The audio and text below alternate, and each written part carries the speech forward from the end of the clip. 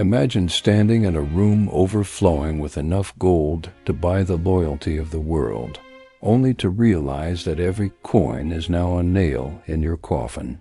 In February 1258, Al-Mustasim, the most powerful man in the Islamic world, was forced to stare at his hoarded billions while the screams of 1,000,000 citizens echoed through his palace. He was the commander of the faithful, a man believed to be protected by the hand of God himself. But the men standing across from him didn't believe in his God. They believed in mathematical destruction. In just a few hours, this living shadow of God on earth would be wrapped in a common wool rug and trampled into the dirt by the hooves of Mongol horses. Why? Because the Mongols had a taboo against spilling royal blood on the soil, and they had turned the execution of a king into a terrifying piece of performance art. This wasn't just a murder. It was a global broadcast in smoke and bone. They didn't just want to kill the caliph.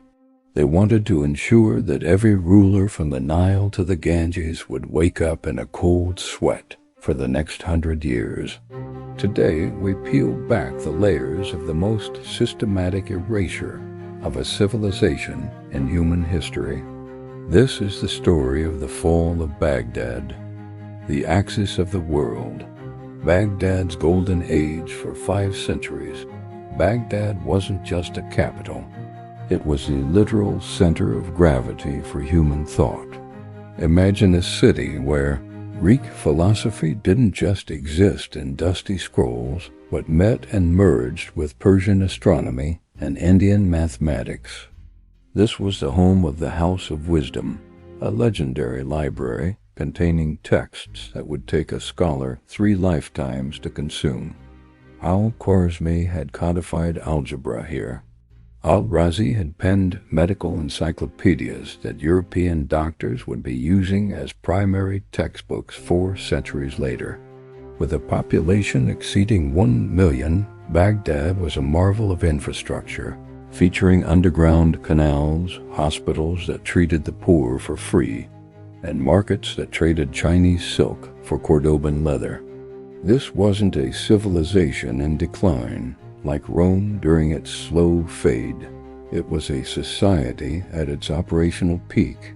At the summit of this world sat the caliph. He wasn't just a political figure.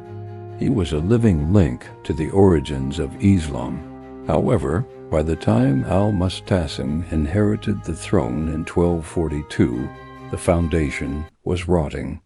The caliphate had become a ghost of its former military self, relying on fickle mercenaries and semi-independent warlords. The treasury was overflowing, but the will to spend it on defense had evaporated. Baghdad had survived internal coups and civil wars before. It assumed it was eternal. But here's the part most historians debate. Did the caliphate ignore the Mongol threat out of arrogance, or out of a genuine belief that God would not allow the city of peace to fall? The Mongol mechanism, a doctrine of compliance while Baghdad studied the stars, the Mongols studied the art of the absolute. By 1253, Hulagu Khan, the grandson of Genghis Khan, was given a singular objective: the total submission of every state between Mongolia and the Mediterranean. The Mongol Empire was not built on the desire for occupation, but on the demand for compliance. Their strategy was a cold, replicable process. Every target was given a choice. A Mongol messenger would arrive with a simple set of terms: submit immediately, pay tribute, send your sons as hostages, accept a Mongol governor. If you complied, your walls stayed up, and your people lived. If you refused, the Mongols didn't argue. They simply went silent. And that silence was the most terrifying weapon in their arsenal. Weeks would pass. The city would return to its routine, thinking the barbarians had moved on. Then the horizon would turn to dust. Hulag's army didn't arrive as a chaotic horde. They arrived as a machine. Chinese and Persian engineers worked alongside Mongol horsemen to build siege engines in full view of the defenders, trebuchets capable of hurling 300-pound stones with mathematical precision. By 1257, Hulagu had already turned the great Persian cities of Nishapur, Merv, and Herat into cautionary tales. Those who resisted were not just defeated, they were erased. Now the machine was pointed at the greatest prize of all. The letter and the divided court. In September 1257, 3 riders approached Baghdad, carrying a letter from Hulagu. The message was blunt. You have seen what happened to the cities of Persia. Dismantle your walls. Come to our camp. If you refuse, you will learn what the others learned. Inside the palace, the air was thick with tension. The caliph's vizier, Ibn al-Alqami, was a pragmatist. He knew the numbers. He knew the Khwarezmian Empire, with 400,000 soldiers, had been liquidated by the Mongols. He urged immediate surrender, but the military commanders and religious scholars scoffed.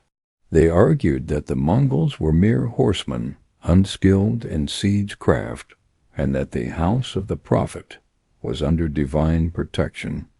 Al-Mustasim, a man of luxury and books, chose the path of least resistance. He chose to do nothing. He dismissed the envoys without tribute and without a plan. He believed the weight of history and his holy title would be enough to deflect the coming storm. But as he would soon find out, the Mongols did not care about titles. The trap at the gates. By November, the Mongol vanguard appeared. The Caliph's generals saw an opportunity. They saw 5,000 Mongol horsemen and decided to strike first, hoping a decisive victory would scare the invaders away. On November 15, 1257, Baghdad's field army, 20,000 strong, marched out in a display of traditional military might. The battle seemed to go well at first. The Mongol line retreated, and the Caliph's cavalry gave chase. But this was the feigned retreat, a Mongol tactic as old as the steppes. As the Baghdad cavalry pushed forward, 15,000 Mongol reinforcements emerged from hidden gullies. What followed wasn't a battle. It was a slaughter. Mongol composite bows punched through armor from 200 yards away. Out of the 20,000 men who marched out, fewer than 3,000 returned. The Caliph's field army had been erased in a single afternoon. Now the walls of Baghdad were all that stood between the civilization of the past and the destruction of the future. The siege, geometry of destruction. By January 11, 1258, the encirclement was complete. Hulagu didn't just surround the city. He built a secondary wall around it to ensure no one escaped. Then the bombardment began. For weeks, Chinese engineers calculated the structural weak points of Baghdad's ancient walls. They didn't fire randomly. They hit the same stones over and over, creating microfractures that deepened with every impact. On February 1st, the eastern wall simply gave way. A 90-foot breach opened like a wound. The Mongols didn't rush in. They entered in disciplined units, securing block by block, turning the city's dense geography against its defenders. By February 10th, the Caliph realized the divine intervention he had prayed for wasn't coming. He sent a message to Hulagu, "I will surrender personally. Spare the city." But the time for mercy had passed weeks ago. A death without blood, the end of the dynasty. On February 13th, Al-Mustasim walked out of his gates with 3,000 members of his court, his sons, his ministers, his finest scholars. They were disarmed and led through the Mongol camp in eerie silence. Ulag's first question to the caliph was a stinging indictment of his leadership. "Where is your treasury?" The Mongols led the caliph back into his own city, through streets already beginning to smell of death, to his private vaults. They forced him to look at the mountains of gold and silver he had refused to spend on his people's defense. There is a legend that Hulagu ordered the caliph to eat his gold, mocking him for valuing metal over lives. And came the execution. The Mongols held a spiritual taboo. The blood of royalty must not touch the ground, for it would curse the earth. To bypass this, they devised a method that was as brutal as it was symbolic. They wrapped the caliph in a heavy wool carpet, binding him so tightly he could not move. Then they laid him on the ground and drove their horses over him. The weight of the Mongol cavalry crushed the life out of the caliph, without a single drop of his blood ever touching the soil. His sons were executed the same day. His daughters were taken as spoils. The Abbasid dynasty, which had ruled for half a millennium, was decapitated in a single afternoon. There was no heir. There was no succession. The line was severed forever. The river runs black. With the royal family gone, Hulagu gave the city to his soldiers.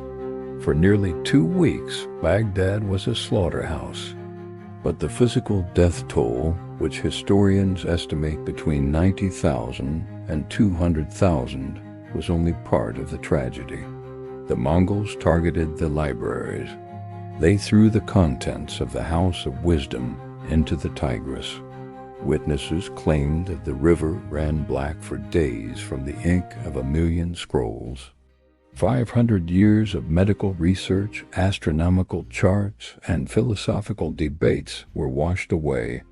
The canal systems that had fed the city for centuries were deliberately smashed, ensuring that even if people returned, they would starve.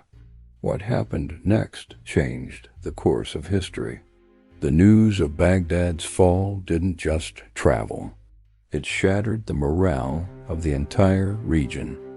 When the leaders of Damascus and Aleppo heard how the caliph had died, crushed in a carpet while his city burned, they didn't wait for the Mongols to arrive. They opened their gates. They sent their gold. They chose submission over erasure.